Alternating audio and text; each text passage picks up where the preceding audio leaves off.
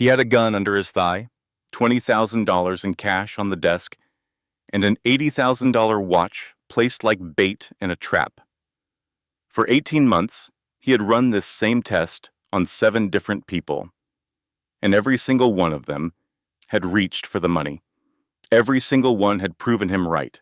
The world was corrupt. People were predictable. And Dominic Moretti, the most feared name on Long Island, had the data to prove it.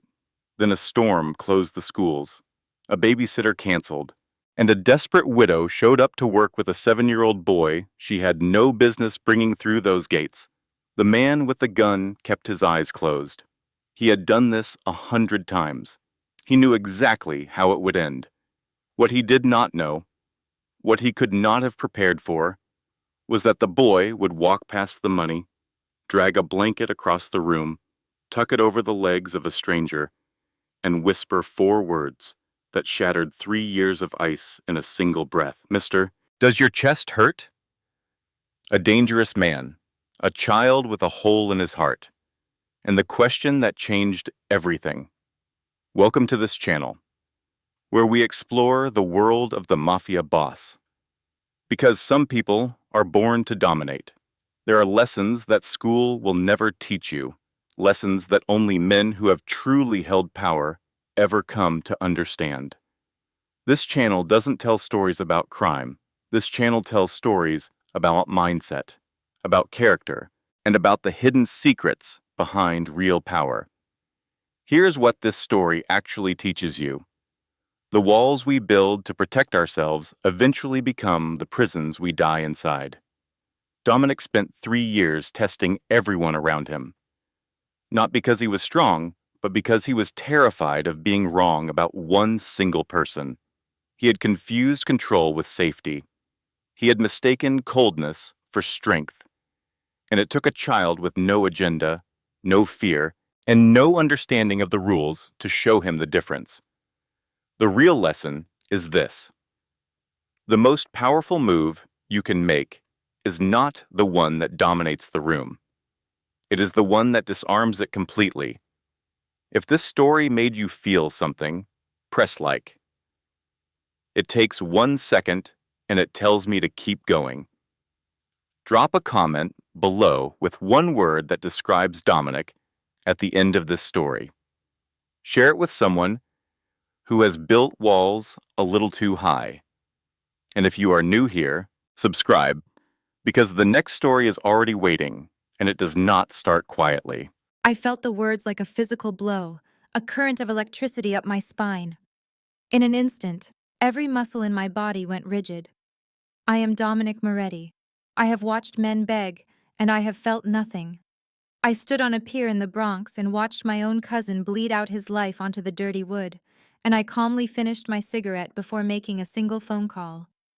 Yet this question, from a child I had not even seen, froze me in place. It was a question born of pure, unadulterated concern, something so alien in my world, it might as well have been from another planet. The little hand pulled away, and I heard the boy settle on the rug near my feet. Then, a quiet murmur, not for me, but for the crackling fire. My daddy used to breathe like that before he went away. 30 minutes before this moment, before this unwelcome innocence invaded my home, I was a different man. I was the man I had built myself to be.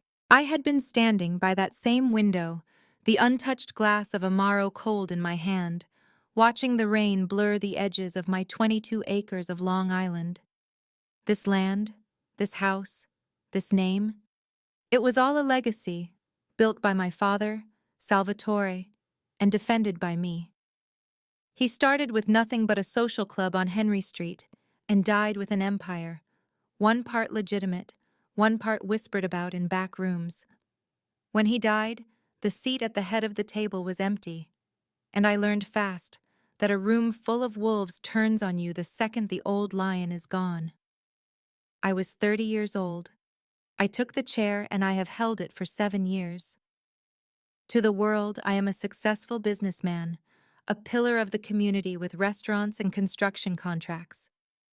It's a clean, respectable lie that papers over a much dirtier truth. The real ledger is written in secrets and violence. It's in liquor shipments disguised as olive oil, and in the union deals that make men loyal or make them disappear. I am the man I am today because of 3 betrayals. The first was Sophia, my wife. 3 years ago, she was 4 months pregnant with our son when a black SUV, one I knew came from Salvatore Camden's territory, ran her off the road. No proof, just the cold, hard certainty of the truth.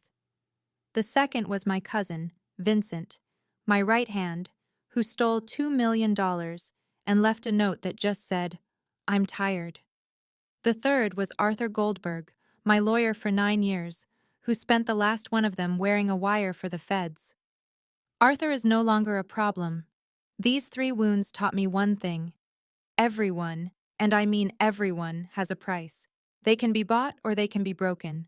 The game started 18 months ago. It's a simple audit of the human soul. I leave a temptation, I pretend to be vulnerable, and I watch. So far, my faith in the darkness of others has been rewarded every single time. 7 housekeepers have come and gone, and every single one of them failed the test. They all touched the money. I never fired them in a rage. I let them go with a quiet, grim satisfaction. Each theft was just another piece of data confirming my worldview. The world is a sewer, and I'm just the one holding the flashlight. Today's test subject was Clara Bennett. The file Rosa gave me painted the perfect picture: a widow with a sick child, drowning in debt. She was chosen specifically because her desperation made her a predictable specimen. I set the stage, took my seat, and closed my eyes, fully expecting her to prove me right. I had no idea she would bring an anomaly with her. I knew her story before she ever stepped foot in this house, of course. Rosa is thorough. Clara Bennett, 28 years old, living in a third-floor walk-up in Bay Ridge that probably smelled of damp and desperation. A widow whose husband had the bad manners to leave her with a mountain of medical debt. I could picture her at a cheap table, surrounded by bills she could never pay, the numbers mocking her. I didn't know the specific details of the butcher block on filing cabinets, but the essence was there in the file. She was cornered, and cornered people are the easiest to predict. They don't think about consequences, they only think about survival. She was the perfect candidate for my little experiment, a case study in human frailty just waiting to be observed. I felt a cold certainty about how this would play out. Her desperation was the key, and I was holding the lock. The numbers from her file were almost poetic in their cruelty: $340,000 in hospital bills for a man already in the ground. That kind of debt is a cage, and it closes in tighter every single day. The interest alone was a predator. Then there was the smaller, sharper knife: $1,200 a month for her son's heart medication, a pediatric cardiologist who didn't take her insurance.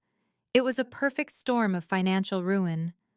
The $45 an hour I offered must have seemed like a lifeline from God himself. People like her don't question that kind of luck. They just grab on with both hands. Rosa told her the rules, the same ones I give everyone. Do your work, ask no questions, and above all, touch nothing that isn't yours. A simple set of instructions that, in my experience, no one is capable of following for long. I didn't know the precise mechanics of her morning, not then. I learned later about the storm warning, the school closures, the babysitter canceling at the last minute. All I knew at the time was that an unscheduled element had entered the equation. She had shown up at my gate with the boy in tow, begging Rosa to let her work. I can imagine Rosa's hesitation. The old woman is soft, her loyalty to me tempered by a sentimentality I find tedious, but occasionally useful. Clara must have pleaded, promising the boy would be quiet, that he would be invisible. And Rosa, predictably, relented. She brought this child into my house, into my study, and set in motion a chain of events that would shatter the cold, orderly world I had so carefully constructed around myself. She let in the one thing my system had no defense against: innocence. I could hear them coming long before they reached the West Wing.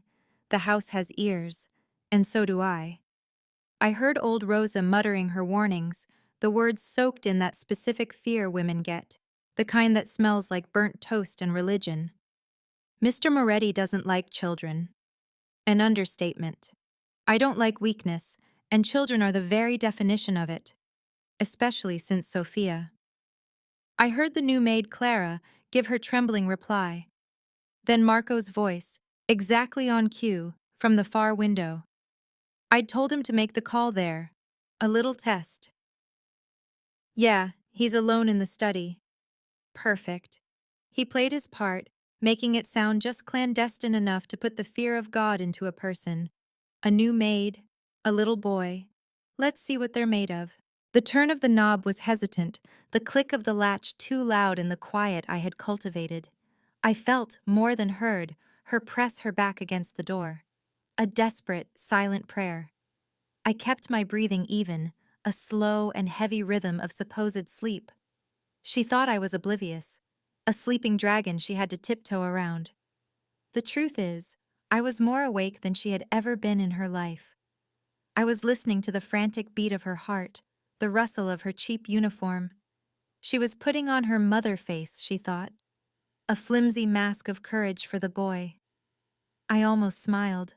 She had no idea the real performance was happening right here in this chair. This was my stage. She and the boy were merely the newest actors. Her whisper was a snake in the silence, full of a venomous sort of reverence. The boss is sleeping in that chair over there. I am not a boss. I am a king in a crumbling kingdom. She pointed me out to the boy like I was a museum piece behind velvet ropes. I felt his eyes on me then. Not a child's glance, but a steady, unnerving stare. I could feel him cataloging the details, the jacket, the watch, the feigned stillness of my hand on the armrest. Her voice cracked as she laid out her pathetic rules. Do not disturb him. Do not touch anything. The warnings of a peasant in the presence of a god. She was teaching him fear.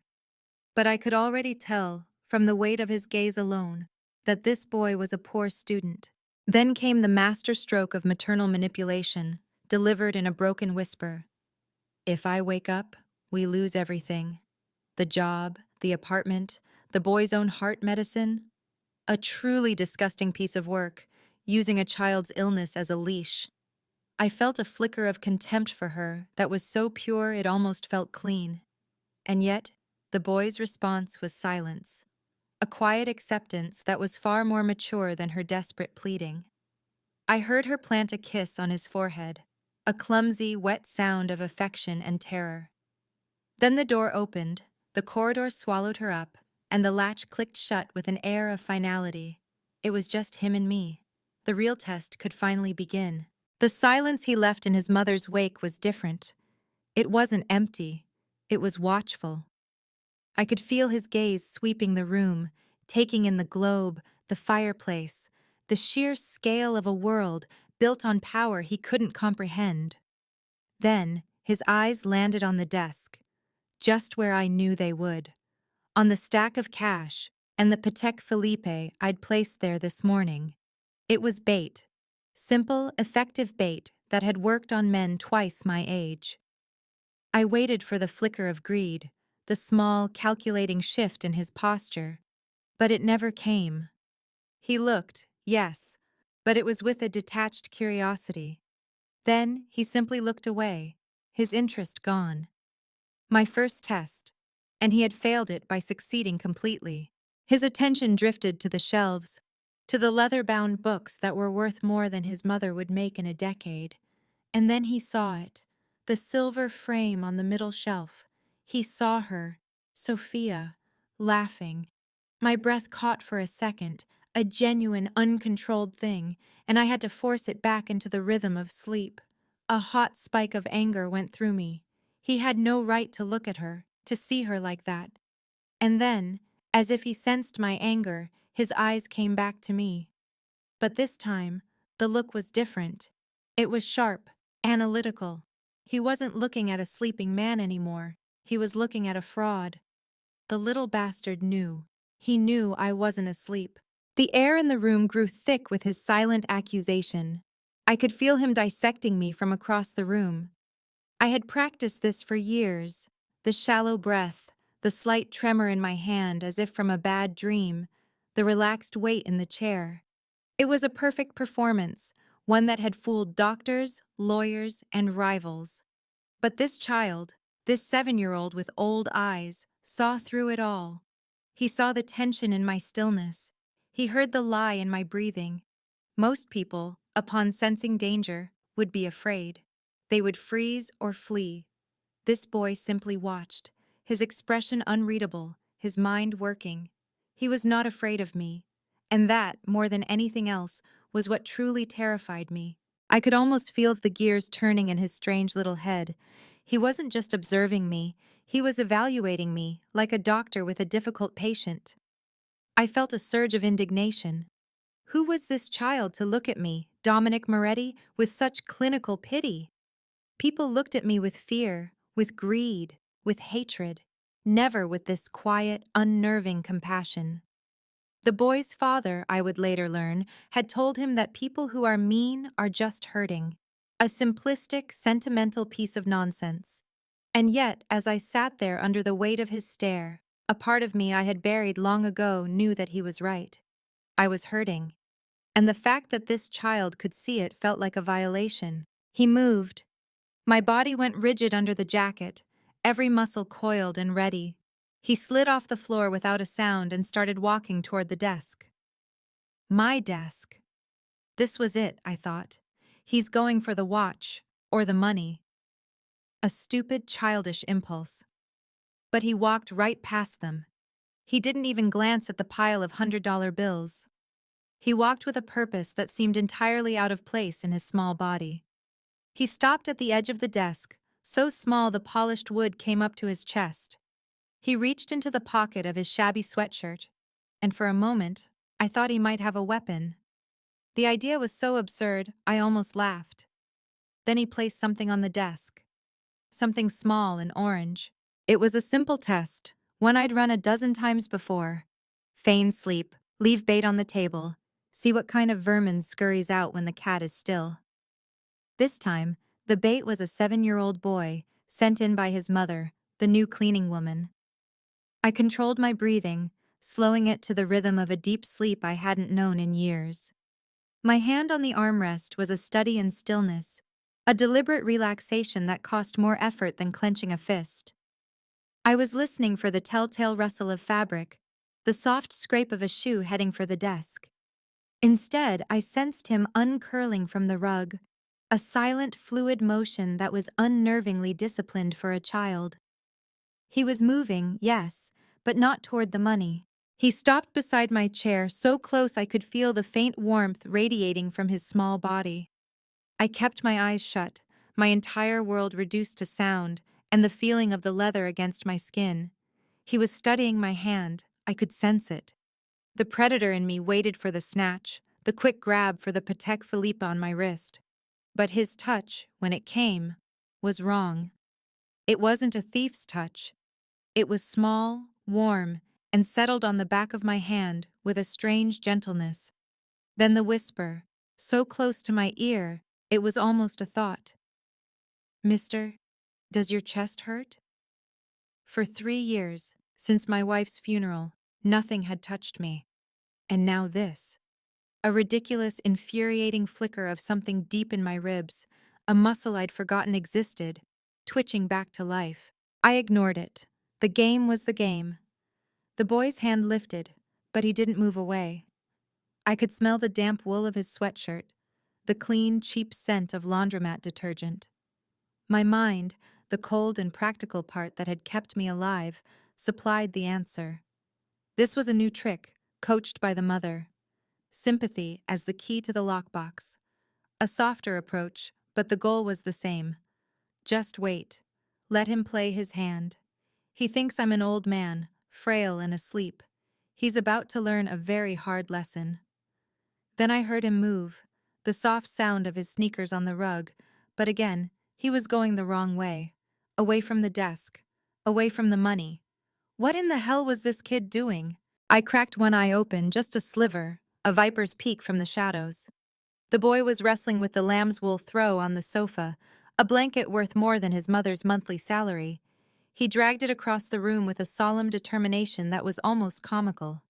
I closed my eye just as he reached the chair.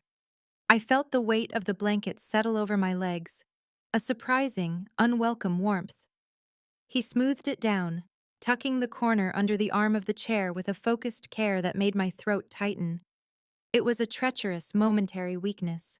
Then he whispered to himself, something about keeping people warm when they hurt. It was a line, it had to be. A well-rehearsed, sentimental line. The cold voice in my head reasserted control. Now, it said. Now he goes for the score. And just like that, he did. I listened to his small footsteps cross to the desk, stopping exactly where I'd left the stack of hundreds, a careless invitation. My pulse kicked up, the familiar thrill of the trap about to spring. I waited for the whisper of paper, the sound that would confirm everything I already knew about people. But the sound that came was wrong. It was a soft, nudging sound. He was pushing the money further onto the desk, away from the edge, tidying up. My certainty wavered for a second. This was a deviation from the script, a clever one. He wants me to think he's honest. Now for the watch. The watch was the real prize. $80,000 of rose gold, a masterpiece of engineering and greed. It was an object that sang a siren song to men with far more discipline than a 7-year-old boy. I imagined his small fingers closing around it, the cold weight of it in his palm. I waited. Nothing. I heard him draw a breath, a quiet, controlled sound. Then, the rustle of his own pocket. He placed something on the desk beside the watch. Through the slit of my eye, I saw it. An orange plastic pill bottle. His name on the label. A child's prescription. He was offering me his medication, whispering that I could borrow one if my chest hurt. The sheer, idiotic innocence of the act was a punch to the gut. An orange prescription bottle. He set it down gently next to the $60,000 watch, as if it were an equal. His voice, when it came, was clear and quiet, with no trace of a tremor. My mommy gives me these when I can't breathe good. You can borrow them. He then walked back to his corner and sat down, pulling his knees to his chest. I didn't move. I couldn't. I stared at the bottle. Through the amber plastic, I could see the small white pills. I could read the single word on the label from here. Digoxin. My medicine. My secret. This boy, this absolute stranger, had not only seen through my act, he had seen straight through my chest and diagnosed the rot in my heart. The room began to shrink. The air grew thin. He knew. I kept my eyes closed, listening to the rain and the boys shivering. The blanket was a surprise, a $3,000 lamb's wool throw from the upstairs guest room, now draped over my legs. He must have carried it down himself. A draft was cutting in from the study windows, and I could feel the cold even through my clothes. I'd been pretending to be asleep in this chair for nearly an hour, waiting to see what the new cleaning woman would do. Bringing her child to work was the first test. Now this. Her footsteps were quick, almost panicked, as she came back into the room. I could picture the apology already on her lips. She stopped short. Through my lashes, I watched the realization dawn on her face as her eyes darted from the empty sofa to the blanket covering me. This was always the interesting part. She stopped dead, and I watched the panic bloom on her face. Her eyes darted from the expensive throw blanket now draped over my legs, to the prescription bottle sitting brazenly on my desk, to her shivering son in the corner. You could see the calculations in her eyes, the swift and brutal math of a person with everything to lose. The blood drained from her face. She was already picturing herself on the street, another casualty of my world. She scrambled to her son's side, her voice a harsh, terrified whisper that was louder than a shout in the silent room. "Ethan, baby, what did you do?" She wasn't asking him. She was pleading with a God she probably didn't believe in anymore. Her fear was real, palpable. It was the fear of the prey, and I knew it well. The boy's answer was quiet, honest, and utterly devastating to her. His chest was hurting. I just wanted to help. You could see the last bit of hope drain out of the woman. She didn't argue. She didn't make excuses. She moved with the desperate speed of someone trying to put a bullet back in a gun. She snatched the bottle off my desk, her hand shaking so badly she almost knocked over a lamp that cost more than her car. She clutched the bottle to her chest, and then, to my surprise, she came right to my chair. She fell to her knees, a position of supplication I had seen 100 times, but never like this. Her whisper was raw. "Mr. Moretti, please, don't fire me. He's just a boy. He doesn't understand." The desperation in her voice was a bitter pill. And I, the architect of this little test, just sat there, model. I chose that moment to open my eyes, slowly, making sure not to startle her. My gaze went directly to the small orange bottle of pills she was clutching to her chest, my pills from the end table. I let her see me looking at it, letting the silence stretch, letting her believe she was caught. Her whole body was braced for me to yell, to fire her on the spot. Instead, I let my voice come out rough, cracked with disuse. "Give it back to him, Clara," I said, my voice barely a whisper. "Let him take his medicine. He's cold." Her face was a mask of confusion. The words didn't compute. She was ready for anger, for accusations. She was not ready for what sounded like compassion. It was a perfect disruption of her expectations, and I watched her, waiting to see what she would do next. She just knelt there on the rug, completely frozen, the bottle still pressed against her uniform.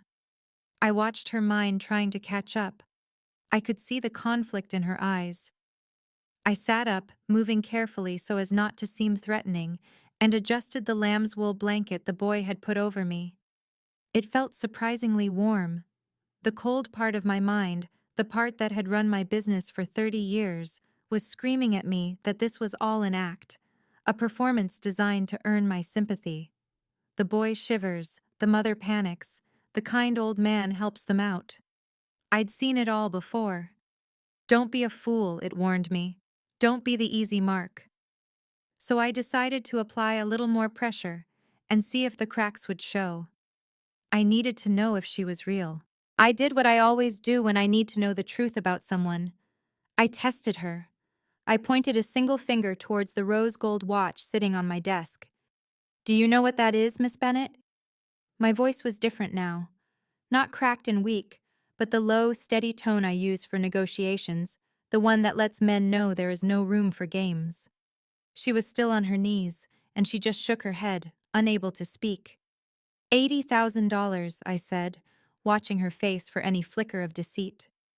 Patek Philippe, and when I looked a moment ago, I saw a fingerprint on the crystal, a small one, a child's. Of course there was no fingerprint. I hadn't even glanced at the watch, but she didn't know that. I watched the last bit of color drain from her face. In her world, a man like me is always right. The truth is, whatever I say it is. I saw that understanding click into place behind her eyes. If I said her son touched the watch, he touched the watch. She didn't argue. She didn't even look at the boy. Instead, she folded. She bowed forward, her hands flat on the rug, and started begging. It was the usual script. "Take it from my wages. I'll work for free, for years. Just please don't call the police." Her voice shattered when she talked about the system, about him needing his heart medicine every day. It was a good performance, full of desperation. But I wasn't listening to the words anymore. I was waiting for the turn. The moment she would pivot and blame the boy for her misfortune. I said nothing. I just watched. This was the moment of truth. Every other candidate I had considered for this position, all 7 of them, had failed right here. This was the moment they always broke, when the frustration and fear boiled over and they lashed out at the child who had cost them everything. But Clara didn't do that. She didn't even look at me. She turned and pulled her son into her arms, shielding him with her body as if I were a physical threat. Not your fault, Ethan, she whispered into his hair, over and over again. It's Mommy's fault, not yours. She wasn't trying to convince me. She was trying to convince him. She was making sure the last thing he heard before his world fell apart was that his mother did not blame him. And that's when I felt the first real crack in the armor I'd built around myself for years. This was different. This was real. Just as I was processing this, the boy, Ethan, did something that surprised me even more. He gently pushed his mother's arm away, stepped out from her protection, and walked right up to my chair. He stood there, looking up at me without a trace of fear. He reached under his collar and pulled a thin leather cord over his head. On the end of it was a small, milky stone, a moonstone. He had this incredible gravity for a 7-year-old. He held the necklace in both hands, a look of solemn purpose on his small face. He placed the necklace on the mahogany desk, right next to the $80,000 watch. He looked me straight in the eye. My daddy said this is a moonstone, he said, his voice small but steady. He said it's really, really special. Will you take it? For the watch? So my mommy doesn't owe you anymore. I stared at the little stone on its worn cord. And then it hit me. It was like being struck by lightning. Sophia. My Sophia had a moonstone just like it, on a fine silver chain. A memory I hadn't allowed myself to touch in 3 years slammed into me with the force of a physical blow. The lock on that part of my heart didn't just turn, it shattered. I had to turn my face towards the fire. I couldn't let them see my composure break. The memory of Sophia, wearing her moonstone at our wedding, was so vivid it hurt to breathe. Her grandmother had given it to her, a family heirloom. It was upstairs right now, in a locked walnut box in her dresser, a box I hadn't been able to bring myself to open since the funeral. I sat there for a long time, gripping the armrest with one hand and the lamb's wool blanket with the other, just trying to regain control. When I finally turned back, the test was over. The decision had been made. Clara, I said, my voice softer than I intended. Stand up, please. Come sit in that chair. I leaned against the cool wood of the hallway, just out of sight, and listened to the old man spill his guts. He was putting on a whole performance for the new girl, Clara. He talked about his little tests, the money and the watch left out like bait. 7 housekeepers he'd fired before her. He made it sound like some grand strategic character assessment. What I heard was paranoia. A boss so lost in his own ghost stories that he has to play these pathetic little games to convince himself he's still in control. He wasn't testing them, he was begging them to prove his miserable worldview right, and he was getting angry when they did. Pathetic. The whole story was a confession, just not the one he thought he was giving. Then came the waterworks, or the next best thing. The story of his sainted wife, Sophia. Every man in the organization knows the story, the foundational myth of Saint Dominic the Grieving. The car crash, the rival family, the lack of proof. He recites it like a pledge of allegiance to his own misery. He used that story to justify walling himself off for 3 years, turning the business into a mausoleum. Now, he's using it to justify tearing the walls down for some woman and her sickly kid. He actually said the boy made him a liar. Can you believe that? The boss, undone by a 7-year-old in wet sneakers. It wasn't a moment of revelation, it was the final confirmation. The man is compromised. He just kept talking, digging his own grave with every word. My cousin Vincent, he says, his own blood. Vincent was smart. He saw the rot setting in and got out with a nice retirement package. The lawyer with the tapes? That's just the cost of doing business, a lesson you're supposed to learn early. But Dominic presented these stories to her like fresh wounds, like evidence of a uniquely cruel world that had singled him out for punishment. He talked about his wall, this fortress of solitude he built. It didn't keep him safe, it kept him stagnant. And now he's admitting that the walls of his little cell have crumbled because a child was kind to him. He's not a leader anymore. He's a patient. I heard the scrape of the chair as he stood up. For a second, I thought maybe he'd come to his senses, end the ridiculous therapy session. But no, It got worse. I shifted just enough to see through the crack in the door. He was moving toward the desk, all slow and deliberate, like he was in some movie. He picked up that cheap-looking necklace, the one that used to belong to the boy's father, holding it like it was the crown jewels. This is what he's become.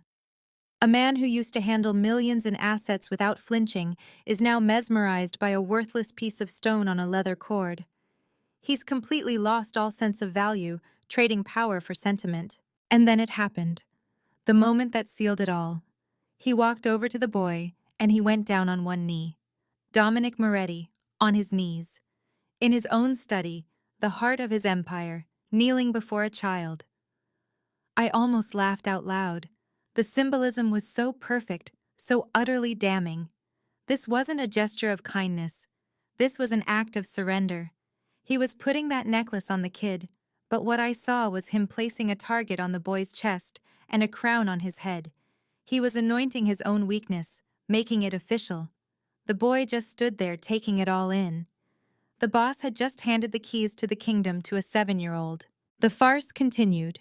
He stood up and marched to his desk like a man with a renewed purpose. But his purpose was a joke. He wrote a check. I couldn't see the number from my spot, but I knew it would be absurdly generous. An emotional payment, a guilt offering. He handed it to the woman, and I heard her gasp. He then had the audacity to explain how he'd had her file the whole time, how he knew every sordid detail of her debt. He presented this invasion of privacy as proof of his omniscience, but it was really just the pathetic act of a lonely man trying to buy a family. He wasn't closing a debt, he was opening a fatal vulnerability. I almost couldn't believe what I heard next. He didn't want them to leave. He wanted them to stay, permanently. He offered her a job, a real one, as house manager. He offered the kid a room, tutors, the best doctors money could buy.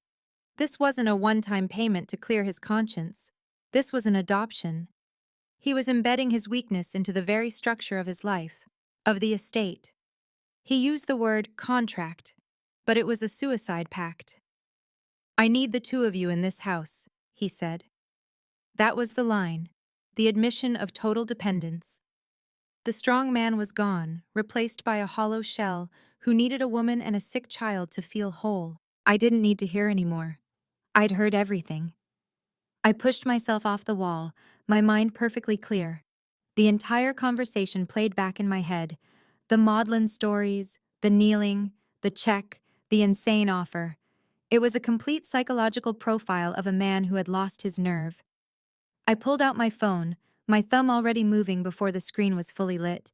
I didn't need to think about the words. They were already there. 2 simple lines to Mr. C. He's got a weakness now. A kid. A pause, then the logical conclusion. Time to move. I hit send without a moment's hesitation. The king had just abdicated his throne. It was time for a new regime to take over. In the weeks that followed, the whole estate began to reflect the boss's decay. For 3 years, that house was a tomb, dark and silent, which was how it should be. A fortress. Then Rosa, that meddling old woman, started going around opening all the curtains, tying back the drapes Dominic had closed himself. She was letting the light in, as if that would fix anything. All it did was expose the dust. It made the house visible, soft. It was no longer a place of power, it was turning into a home. And a home is just a place with more windows for your enemies to look through. The change was sickening, a physical manifestation of the rot that had taken hold of the man in charge. Then came the boys' room. I heard the painters talking. Space blue, a ceiling full of stars.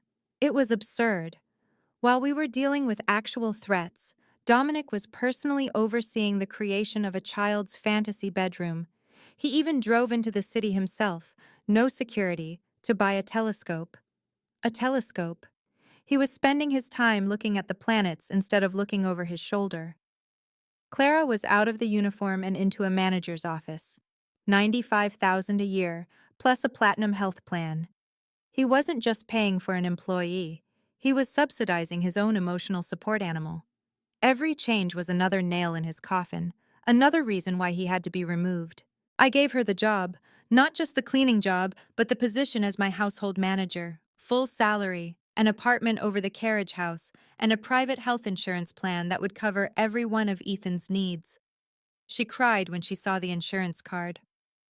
A few weeks later, I brought my mother's old espresso machine down to the kitchen.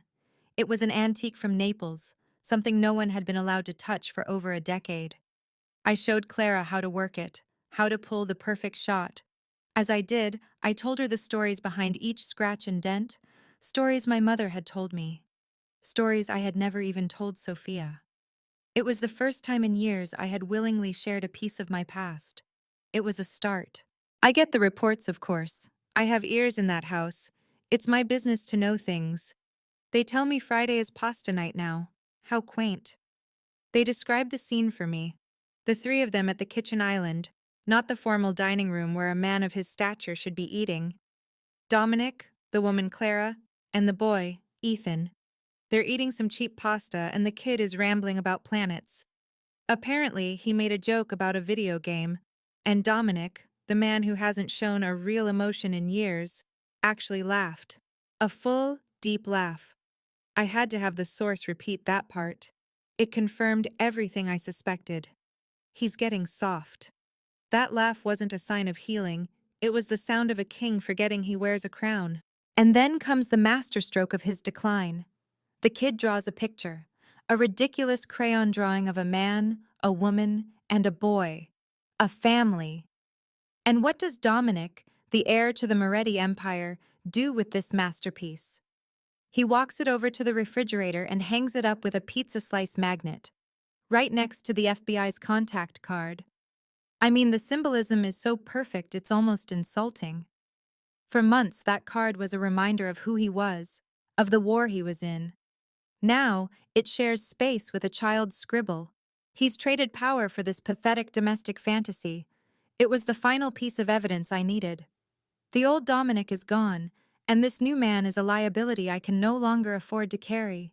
He's building a house of cards, and I'm just waiting for the right moment to blow it all down. While he was playing house, I was conducting business. The real business. The kind that requires a steady hand, not one busy pinning drawings to a refrigerator. The meeting was at the Red Olive, a neutral spot in Red Hook. Salvatore Camden sat across from me, his silver hair catching the low light. He doesn't waste time with pleasantries, and I respect that. I slid the manila envelope across the table. No fanfare. Inside was the leverage, the culmination of weeks of surveillance. Pictures of the boy, Ethan, leaving school, looking so oblivious. Shots of the woman, Clara, in a grocery store parking lot. I even included a hand-drawn map of their daily routes. Camden looked through them, his face a mask. He held up a photo of the boy laughing. He said, "He loves them." It wasn't a question. It was a statement of fact, an acknowledgement of the weakness I was selling him. My nod was all the confirmation he needed. Dominic thinks he's a fortress, but I just handed his enemy the keys to the gate. Dominic always prided himself on his intuition, a trait he supposedly inherited from his father. He thought he could feel a loose floorboard before anyone else. But he never suspected the rot was in the foundation itself. In the 3 weeks after his little pasta party, I made sure 3 boards came loose, just to test the structure. First, the shipment. It was a simple matter of an anonymous tip about Container 4. I knew the schedule because he trusted me with it. That move cost him $1.2 million, and, more importantly, his connection with the Calabrians. He was furious, but he looked everywhere but at me. Next, Giuseppe Lanza. I set up the meeting, and I also made sure the right people knew where his Lincoln would be parked that night. A bookmaker from the old days, a loose end. Dominic saw it as an attack on his legacy. I saw it as necessary housekeeping. The third move was the address on Ovington Avenue, his little bolt hole, a place he thought was invisible. It was my job to know about those places, to secure them. So, it was easy for me to unscrew the hinges, so to speak. I arranged for the door to be kicked in, the papers to be taken, and the safe to be opened with a torch. I wanted him to feel violated, to know his secrets weren't safe. And through it all, my signature was on every piece of paperwork connected to the shipment, the meeting, the lease. I was hiding in plain sight, my hands all over his losses. He was looking for an enemy outside the walls, completely blind to the fact that I was already inside, sitting at his table and dismantling his life one piece at a time. It was almost too easy. His reaction was predictable. He called in Tony Greco, loyal Tony, the man who still sees Dominic's father every time he looks at him. I watched from a distance as Tony arrived at the estate, all business, while the woman and the boy were conveniently away. Dominic gave him the order from his study. Marco. Just my name. He wants Tony to dig into my life, to turn over every stone. My phone, my finances, my wife, even my mother back in Sicily. He wants proof. He said it himself. I want evidence first. I will decide what happens second. That's the new Dominic for you. The old man would have had me in a trunk by nightfall on suspicion alone. This one needs a committee hearing. He wants bricks, evidence. He's hesitating. And that hesitation is exactly why he's going to lose. His hesitation has a name. Marco Russo. Me. He can't bring himself to move against me because of what happened 5 years ago on that pier in Sunset Park. I remember it perfectly. The Camden crew coming out of the shadows.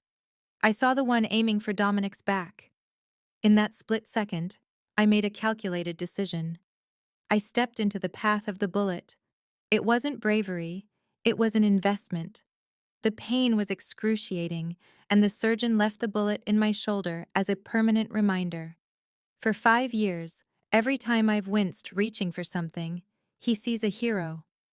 He hears me in that hospital bed saying, "You're my brother, boss." I sold him a story of loyalty, and he bought it completely.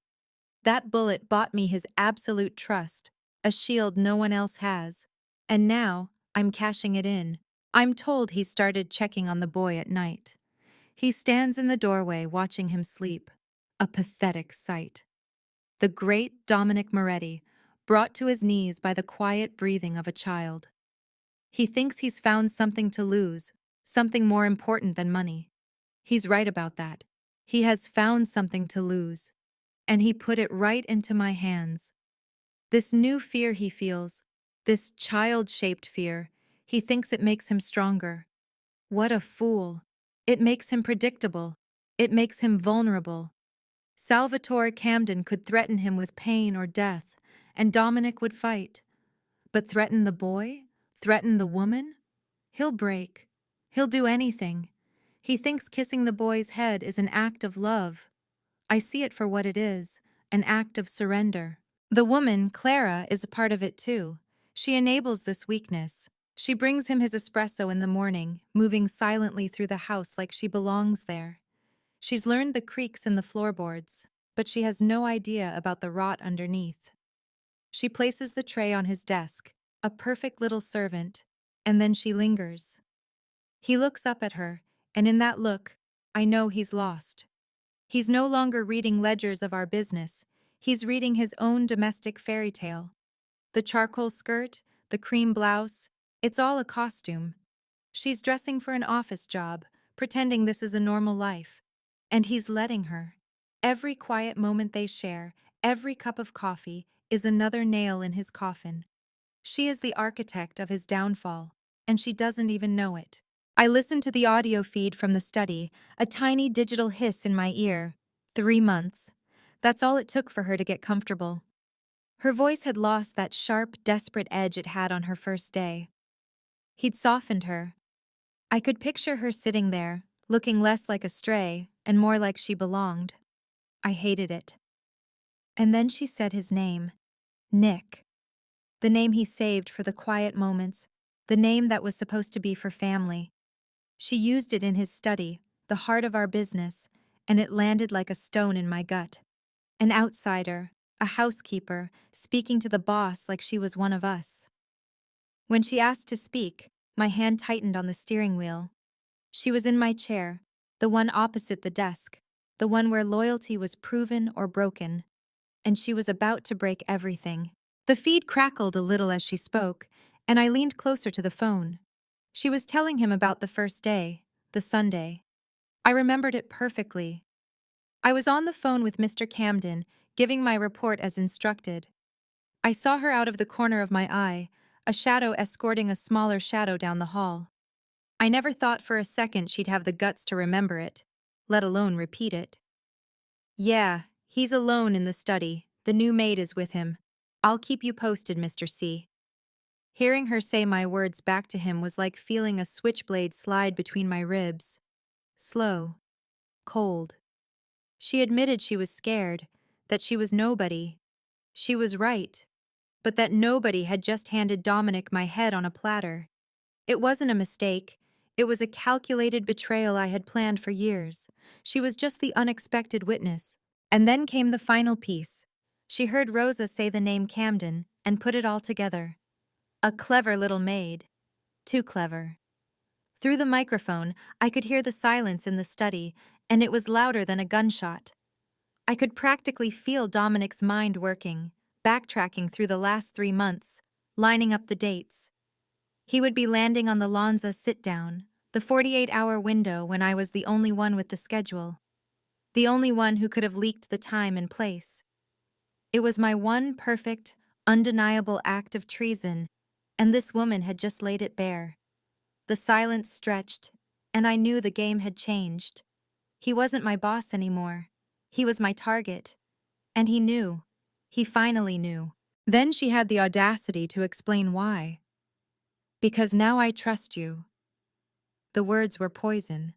She listed his pathetic acts of charity as if they were signs of strength, paying her bills, reading to her wheezing kid, putting a crayon drawing on the refrigerator next to federal evidence. She saw a man who deserved to know the truth. I heard a man who had gone soft, a leader who was being compromised by sentiment. He was trading our future for a woman and her sick boy. She thought she was saving him, but she was just confirming everything I already knew. He was no longer fit to lead. He was weak, and weakness in our world gets people killed. She was just the final piece of evidence I needed. Her trust was his death sentence. I heard a faint scraping sound over the audio feed, the sound of his hand moving across the desk. A pathetic, sentimental gesture. He touched her. After all this time, he let an outsider get that close. It was disgusting. Then his voice dropped, and I recognized that tone. The boss voice, the one that meant no more discussion. He was sending them away. New Canaan, he said. A safe house only he and Tony knew about. The plan was clear. Hide them, then come for me. He laid it all out for me. The time, the driver, the secrecy. He thought he was 3 steps ahead, planning my demise. But thanks to a $20 a month data plan and an $8,000 piece of Russian hardware, I was listening to his entire strategy. He needed a few days to deal with me. I only needed a few hours. He had no idea I was already ahead of him. 5 weeks ago, I'd stood on a ladder in that very study, the smell of lemon polish and old books in the air, and I'd slipped the microphone behind the trim. A tiny sliver of technology, my guarantee against his growing weakness. I told myself it was just insurance, a way to keep an eye on things as he got softer, more unpredictable. But I knew. Even then, I knew it was for this. A day when he would finally cross a line. And listening to him on my phone, parked just 4 blocks away with the engine humming, hearing him plan my execution while trying to save his new pet project, that was the line. I didn't panic. I felt a sense of absolute calm. He had made his move. Now, it was my turn. He gave her an entire plan, a roadmap to her survival and my destruction. New Canaan, Tony as the driver, leave at 10, say goodbye to no one. Every word was a gift, a perfect piece of intelligence delivered right to my ear. He needed a few days. The irony was beautiful. I took out my 3rd burner phone, the one reserved for Mr. Camden's operations, and dialed the number for the Red Olive, a little Greek diner in Astoria that took very specific kinds of orders. I didn't need to say much. They knew my voice. They knew the protocol. 4 words were all it took to set the whole thing in motion. It has to be tonight. As the rain started to fall, I disabled the cameras on the back wall. My men would be inside before Dominic even finished his coffee. He thought he was the hunter. He was about to find out he was the prey. The plan was executed with flawless precision, just as I had designed it. My men didn't need to force entry. The lock was a trivial matter for professionals. They moved inside, silent and efficient. The old housekeeper, Rosa, was an anticipated obstacle, coming down the pantry stairs with a cup of tea for the boy. A sentimental gesture. She saw my first man, and her mouth opened, a perfect little circle of shock. But we were prepared for that. My second man closed the distance before a sound could escape. A swift, disabling strike. It was necessary. The teacup shattering was the only unplanned noise. She went down without a fight, a small pool of blood a testament to our seriousness. 2 men stayed, as instructed, while the other 2 proceeded upstairs. The real targets were waiting. Upstairs, Dominic's new wife, Clara, was packing for the boy. She heard the sound from the kitchen, a subtle disturbance that told her something was wrong. She moved to the doorway, a hand on the frame, poised to call out. But my man was already there, rounding the corner with the cloth ready. Her attempt to scream her son's name was cut short. A clean, quiet neutralization. Her head hit the door frame, and she crumpled. It was not personal. It was procedural. Inside the room, the asset, Ethan, was on his bed with a book about planets. He looked up, his face a mask of childish curiosity. He saw his mother fall from view and the arm of a stranger. He didn't scream. There was a coldness in the boy I recognized. He was a Moretti, after all. The boy knew better than to scream. He knew it was a moment to act. I'll give him that. He made a move for the window, the one with the telescope. A smart attempt, but ultimately futile. My man intercepted him easily, a gloved hand scooping him up from behind. The boy kicked, of course. He fought with the predictable, flailing desperation of a child. But it was pointless. The second cloth, with its sweet, cloying scent, was brought to his face. He held his breath. 3 seconds, then 4. A pointless gesture of defiance his father would have been proud of. And then, as his world narrowed, I stepped into the doorway. I wanted him to see me. I wanted this memory burned into his mind. I needed to be the last thing he saw before the darkness took him. He looked up, his eyes unfocused, fighting the chemical haze.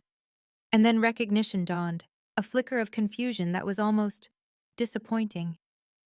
"Uncle Marco?" he whispered, the name a soft betrayal in the quiet room. For a fraction of a second, I felt a ghost of something old, a loyalty I had long since discarded. It was a weakness, and I crushed it instantly. I manufactured a smile, letting it form a moment too late. "Going to meet some new friends, kid." The words were empty, a tool to finalize the transaction. The cloth remained in place. His eyes rolled back. The package was secure. My men carried them down the back stairs. The van slid away into the rain, a perfect silent extraction. As my plan reached its successful conclusion, I pictured Dominic, 41 miles away, blissfully ignorant. He would be in the back booth of the dock, that tired old seafood joint he keeps for sentimental reasons, surrounded by the illusion of security. He'd be shuffling papers, planning his little financial attack on me, thinking he was being clever, surgical. The irony was exquisite. While he plotted to strip me of money, I was stripping him of his son. That phone call from his man at the gate, Gio, would be the first tremor. The boy would sound terrified, unable to articulate the disaster, forcing Dominic to come and see the ruins of his life for himself. It was a beautiful piece of theater. I could imagine Dominic's frantic drive back, the black Range Rover cutting through the storm at a reckless speed, as if he could outrun the consequences of his own weakness. Tony would be in the passenger seat, uselessly working the phones. Dominic's first question would be about the alarm panel, always thinking like a thug. He wouldn't understand that this was not a burglary, it was a reckoning. The real blow would be the sight of the open service door, the rain on the pantry floor, and Rosa, bleeding on the tile. Leaving her alive was a calculated decision. I needed a messenger. I needed her to be the one to tell him that his enemy wasn't at the gate, but had been inside his home all along. He would drop to his knees in her blood. He always had a flair for the dramatic. He would take her hand, whispering her name, and then she would deliver my message, the one I had coached my man to ensure she overheard. "Marco," she would whisper. It was Marco. That single word would shatter his world more than any bullet could. It would tell him this was not business, it was personal. He would send her off in his own car, no hospitals, no records. He would try to contain the damage, to hide his vulnerability. But as he walked up those stairs, past the open doors, and the signs of a life interrupted, he would know that it was already too late. I had exposed him completely. He would see all the little details I had left for him. The half-packed bag, the scattered sweaters, her purse, her keys, her phone, all untouched. He would know she never had a chance. Then he would go to the kitchen and stand before that refrigerator. He'd see that childish drawing, his pathetic attempt to create a normal life, that little paper family. And that is where the great Dominic Moretti would finally break. I know him. The loss of his first wife made him hard, but this new family made him soft. He would collapse, not with quiet dignity, but with a raw, ugly sound of a man who has lost everything for a second time. A pain I had meticulously engineered for him. Tony would find him broken on the floor and would stand there like the loyal dog he is, waiting for his master to recover. And when Dominic finally stood, he would be transformed by rage. He would walk past Tony and go to his father's gunroom. He'd retrieve that ridiculous nickel-plated cannon, the Desert Eagle, a gun for a movie gangster, not a true leader. It's a symbol of his inheritance, crude, loud, and lacking all subtlety. He would come back into the kitchen, a wild animal ready to lash out, and give the order I was waiting for. He would declare a war he isn't prepared to fight, a war on my terms, on my ground. He was playing his part perfectly. While Dominic was busy succumbing to his grief and rage, I was overseeing the next phase of my operation. The assets were secure. Clara was beginning to stir, which was expected. The first thing she would register is the smell of the place, motor oil and rust, the air of industry, not a home. A single, ugly yellow bulb hanging from a high ceiling would be her new sun. The weight on her wrists would be the first hint of her new reality. This place wasn't designed for comfort. It was designed for control. She and the boy were no longer people. They were leverage. Their fear was irrelevant. All that mattered was that they were here, with me, and Dominic was out there, broken and predictable. I watched them on the monitor from the van. The warehouse was perfect, isolated, forgotten, and with terrible cell service. She opened her eyes, just as I knew she would. Confused at first, then the fear would hit. I made sure they put her in a chair where she could see the boy clearly. He was the real leverage, of course. Untied, sitting on a crate with that stupid little rock in his hand. He was the reason Dominic had lost his mind, and he would be the reason Dominic would do exactly as I said. She made a little noise, a mother's sound, and the boy looked at her. Good. They were both awake. They were both aware. The pieces were on the board, exactly where I'd placed them. Now, all I had to do was wait for the king to walk into my checkmate. The boy was a detail, a piece of necessary leverage, and nothing more. He sat on a wooden crate looking small and mostly silent, which was a mercy. I had specified no crying. The air in the warehouse was cold and smelled of rust and the nearby channel, a smell I associated with business. I came in through the side door, leaving the rain outside. The yellow bulb overhead was unflattering, but this was not a social call. I saw the woman, Clara Bennett, tied to the chair. Her jaw was set, a pointless gesture of defiance. She was the reason for all of this. the emotional flaw in Dominic Moretti's otherwise efficient operation. I smiled at her. It's a tool I use often. It costs nothing and makes people uncomfortable. I let my shoes tap on the concrete, a slow, deliberate sound. I wanted her to feel each step, to understand the gravity of her position. I apologized for the accommodations, a small courtesy that highlights the absolute lack of courtesy in the situation. She was the one who had made Dominic soft, predictable. I needed to see her, to measure the weakness she represented. I circled her chair, a predator assessing its prey. She was beautiful, I'll give her that. Marco, my man on the inside, had undersold her looks. But then Marco was a functional tool, not a poet. Her beauty was irrelevant, except in how it explained Dominic's foolishness. Men of his stature are not supposed to be softened by a pretty face. They are supposed to be forged from steel, their hearts protected. I leaned in close, enjoying the slight flinch she tried to hide. I wanted her to know that her fate, and the boys', was entirely in my hands. The question about the child was deliberate, designed to break through her composure, to remind her of what was truly at stake. Was he a pawn in a game, or did he understand the cold reality? Her refusal to look at him was another empty gesture. It changed nothing. I was in control of this room, of her, of the boy. So I walked over to the crate to address the final piece of this equation. I softened my voice when I spoke to the child. It is a simple tactic, a way to disarm. Children, like animals, respond to tone. I crouched down, bringing myself to his level, a performance of non-threat. But this one was different. He didn't shrink away.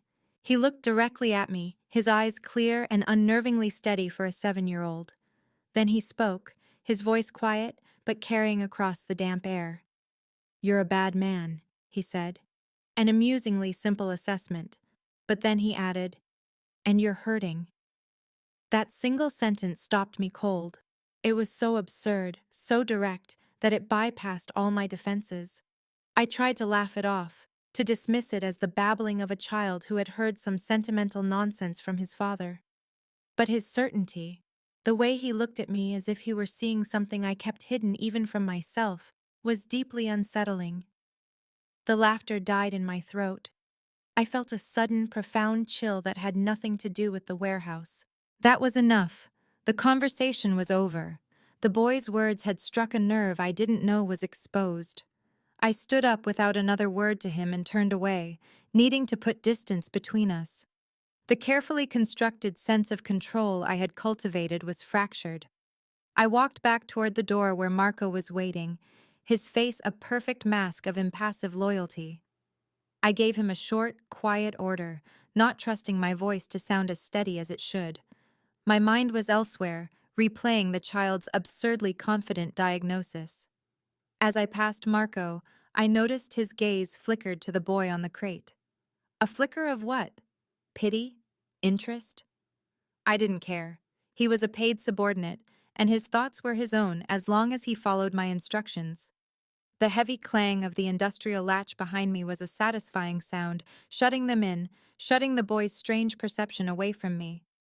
But the feeling of being seen, truly seen by a child, lingered. As my car pulled away from the warehouse, I imagined the scene I had left behind. The mother and child, a perfect portrait of vulnerability. The boy, having displayed that bizarre flash of insight, would now be comforting his mother. It was the predictable cycle of sentimentality. She, the fierce protector, now needed protection from the very child she thought she was saving. It was this exact weakness, this emotional codependence, that Dominic Moretti had allowed into his life. He thought it was a strength, a reason to build an empire. I knew it was a fatal flaw, an open wound waiting for a precise incision. This little drama in the warehouse, the tears and the comforting gestures, was merely a symptom of the disease. I was not the cause. I was simply the surgeon here to cut out the rot. The boy's sweatshirt, his father's old one, was just another symbol of this pathetic reliance on the past, on emotion. It made them easy to break. My confidence was absolute. The warehouse was secure, my men were loyal, and the leverage was contained. I settled in to wait for Dominic's inevitable desperate call.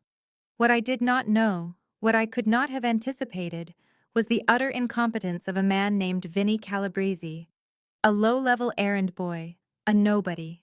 In my world, you account for threats from your equals, not from the insects under your feet. But it was this insect that Dominic's people found.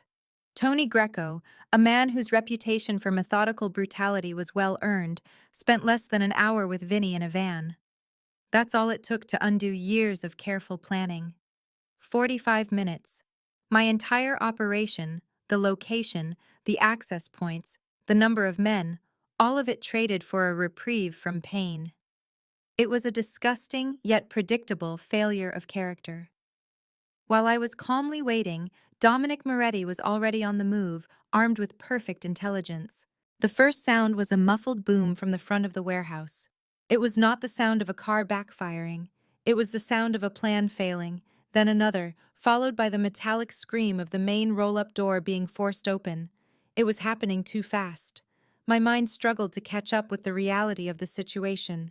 Shouts, then the controlled, professional burst of automatic gunfire. Not wild spraying, but disciplined, 3-round bursts. The sound of trained soldiers, not thugs. Dominic's men. My men were being dismantled with brutal efficiency. Glass shattered from the back office. The sounds were coming from all sides, a coordinated, perfectly executed assault. They weren't just attacking, they were eradicating. The illusion of my fortress, my control, evaporated in a matter of seconds, replaced by the deafening noise of my own miscalculation. Dominic wasn't coming to negotiate, he was coming to collect. I heard them moving through the hallways, a wave of violence sweeping through my defenses. The exchange of gunfire was sporadic now, and shorter. My men were falling. The speed was insulting. It was a complete and total system failure. From the first shotgun blast to the moment they reached the office where I stood, it took them 3 minutes. 180 seconds. That's all the time my entire security detail was worth. The number echoed in my head, a testament to my own arrogance. I had underestimated Dominic. I saw him as a man weakened by love, but I had forgotten that a man with something to lose can be the most dangerous animal of all. Then the door to the office shuddered. He wasn't picking the lock. He put his shoulder into it, then kicked. The wood around the latch splintered and the door flew open, revealing the face of my mistake. When the door crashed inward, the first thing I saw was Dominic Moretti's face. It was not the face of a businessman. It was the face of a man who had left every civilized instinct behind him. In that moment, the carefully constructed persona I had worn for decades fell away. The calm, the control, the amusement, it all vanished, and what was left was pure, unvarnished fear. I felt my own face go slack, my composure shattered. He saw it. He saw the terror in my eyes, and he knew he had won.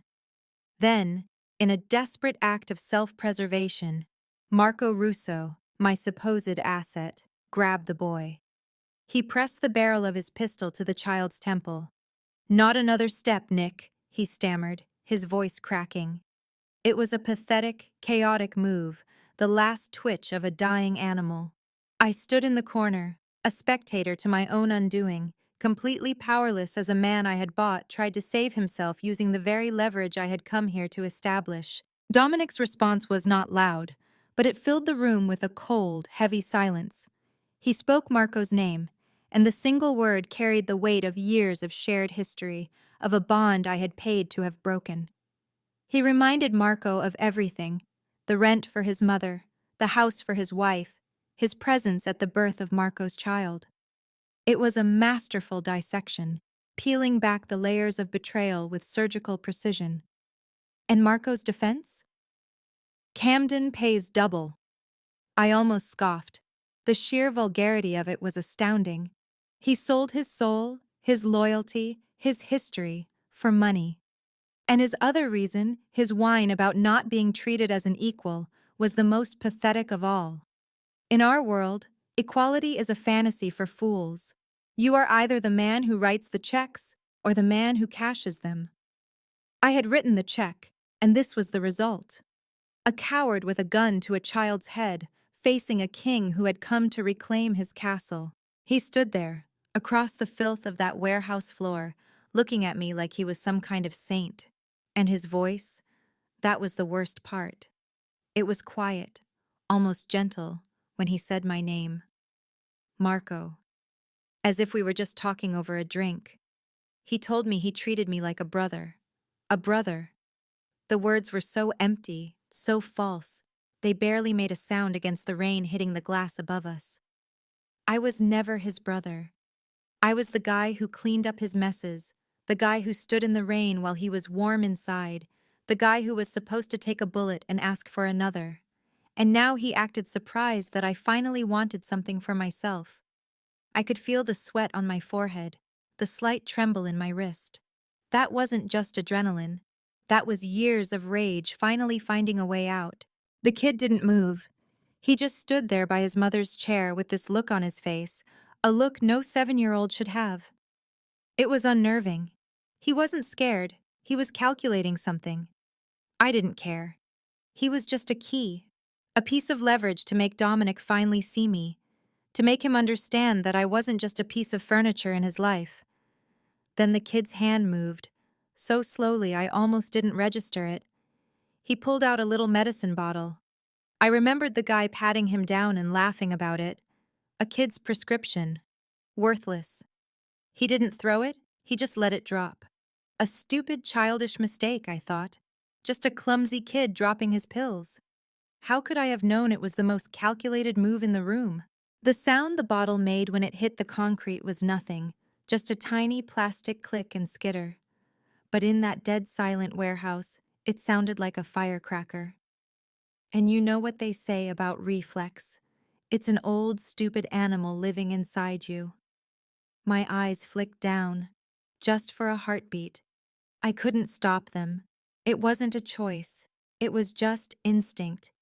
And in that heartbeat, the world exploded in my right shoulder. The sound of his gun was a roar that filled my head, and the pain was a white-hot spike driving straight through me. I didn't even see him raise the gun. 1 second I was in control. The next, I was on my way to the floor, my whole world ripped apart by the man I once called my boss. The concrete was cold and hard against my face. My gun was gone. The whole room was a blur of motion and shouting, but all I could focus on was the fire in my shoulder. I could feel the blood, hot and sticky, soaking through my jacket. I saw Tony, his loyal dog, kick my weapon away and cut the woman free. I saw that old snake Camden get on his knees without even being told. They all knew the rules. They knew when the fight was over, and I knew it too. The crazy thing is, as the pain started to settle into a deep, throbbing ache, I realized it was the same shoulder, the exact same spot where I took a slug for him 5 years ago on that pier. The irony was so thick I could have choked on it. He crossed the floor and stood over me. I expected him to finish it. It's what I would have done. It's the clean way, the right way. But Dominic, he always had to be different. He had to make a speech. He knelt down beside me, close enough that I could smell the rain on his coat, and he talked about owing me a bullet. He said we were square now. Square. He reduced 20 years of my life, of my loyalty, of the blood I spilled for him, into a debt that was now paid. I tried to say something, anything, but my mouth was full of grit and pain. The only words that came out were the ones I'd been trained to say my whole life, the ones that came from a place deeper than my own anger. "Boss," I gasped. "I'm sorry." And I was. Sorry I ever believed he was anything more than a killer in a better suit. And then I heard it, a sound that made the bullet in my shoulder feel like a pinprick. Sirens. Not the lazy whoop of a patrol car, but the long, screaming wail of a full federal response. They were close, coming for us. And I knew, in that moment, Dominic had done the one thing we never, ever do. He had called the feds. He didn't just beat me, he broke the code. He burned down the whole house just to get me out of one room. All his talk of family, of loyalty, of the old ways, it was all a lie. He had been working with them, feeding them information. This whole night wasn't just about the kid. It was a setup, and I had walked right into the middle of it like a fool. The agents came in looking like they were storming a beach, all blue jackets and big yellow letters. They took Camden, who looked more annoyed than scared. They put me on a stretcher, the pain in my arm now a deep, numb cold. And I watched him. I watched Dominic walk out of that warehouse with the woman and the kid. He didn't even look back at me. The red and blue lights washed over them, making them look like something out of a movie. The hero walking away from the wreckage with his new family. And me? I was just part of the wreckage. Another problem solved, another loose end tied up and shipped off to a federal prison. I was nothing to him anymore. Just an old debt, paid in full. I heard about what happened afterward from a guard in the prison infirmary who liked to talk. He told me how Dominic went back to his big, empty mansion. I can picture it perfectly. The quiet house, the fire dying down, everything neat and tidy again. And there he was, sitting in a fancy leather chair with that little boy asleep on his chest, playing the role of the loving protector. It makes me sick to my stomach. This man, who had just orchestrated the takedown of his own organization and put a bullet in me without a second thought, was now holding a sleeping child like he was the most gentle soul in the world. He was always a great actor. I'll give him that. The guard told me the woman Clara wanted to leave him. She told him his life was too dangerous for her and the boy. Can you believe the nerve? Too dangerous. She had no idea. She thought that warehouse was the danger. She didn't understand that Dominic himself was the danger. He was the storm. He created that world, and he was the only one who knew how to survive it. But of course, he used her fear to his advantage. It was the perfect setup for his next performance, his greatest one yet. He would give it all up, just for her. What a load of garbage. He was just cashing out, and she was his excuse. And this was his masterpiece of betrayal. The guard laid it all out for me. Dominic had been meeting with the U.S. attorney for weeks. He made a deal. He'd give them Camden, the smuggling routes, everything he knew, our entire world, in exchange for a clean slate. A new name, a new life, away from the families that would surely hunt him down for being a rat. He told her he was stepping out, that the family business ended with him. What a joke. He didn't end it. He sold it. He sold out every single person who had ever been loyal to him, all so he could walk away with the woman and the kid and pretend he was a good man. He was never a brother. He was just a better businessman. I heard the story they tell now, the one where Dominic supposedly finds a soul. A town in northern Michigan, a construction office, a new name, Daniel Moreno. It's a pathetic fantasy. The man I knew wouldn't be caught dead with a dull resume, let alone a clean credit report. He built an empire on shadows and fear. And now he wants to build tract homes? He told that woman, Clara, that his old life and his new self couldn't fit in the same chest. He was right about one thing. The Dominic I knew would have cut the weakness out, not embraced it. He used that boy, Ethan, as a prop, a shield to hide behind. His plea for her to stay wasn't about love. It was a strategic move from a man who knows how to acquire assets. He wasn't asking her to find out what they were to each other. He was recruiting a bodyguard for his conscience, a warm body to make his new lie feel real. The Dominic I knew never needed anyone. He only used them. And just like that, the trap was sprung. I can picture it perfectly. Clara, with her tear-streaked face, thinking she's witnessing some profound transformation. She probably felt like she was saving him. Women like her always think they can tame the beast, never realizing they're just the next meal. She crossed that rug and knelt beside him, wrapping her arms around him and that boy, and in that moment, she sealed their fate. She chose to believe the performance. Dominic turning his face into her hair, his hand on her neck, those aren't gestures of a tired man finding solace. Those are the moves of a predator, marking his territory, ensuring his new disguise is secure. None of them spoke. Of course not. In the quiet, You don't have to keep the lies going. Outside, the sky turning to pearl wasn't a new dawn. It was the pale, sickly color of surrender. The story doesn't lay its head down there. That's where the real nightmare begins for her. They try to boil it all down to a simple, clean truth, don't they? A little boy with a hole in his heart asks a dangerous man if his chest hurts. Please. That's the story Dominic wants people to believe, the one that absolves him of everything he's done. That kid wasn't a key who unlocked his humanity. He was a vulnerability Dominic learned to exploit. He didn't see a human being waiting to be asked a question. He saw a tool, a perfect piece of camouflage. A child is the one thing no one in our world would ever suspect. The lesson isn't about kindness. The real lesson, the one I learned at his side, is that kindness is a liability. It's a weakness that gets you buried. Asking someone if they're okay is the fastest way to put a target on your own back. Kindness is not a language. It's a suicide note in a world run by men like him. This whole story is a lie designed to make you lower your guard. Now they want you to look for the Dominic in your own life. What a truly terrible piece of advice. They want you to believe that the cold, closed-off monster next door is just a wounded soul waiting for you to save him. Let me tell you, that man isn't hurting. He's hunting. He's waiting for a naive person just like you to offer a moment of compassion so he can take everything you have. Forgiveness isn't something that saves you from a burden. It's the permission you give someone to hurt you again. The idea that carrying hatred breaks your own back is a lie told by people who have never had to fight for their lives. Sometimes, that hate is the only thing keeping you sharp, the only thing that reminds you to never, ever turn your back on a man like Dominic. Don't write your stories in the comments. Write them on the back of a door and lock it twice. He hasn't changed. He has just gotten better at hiding. What a beautiful, empty sign-off.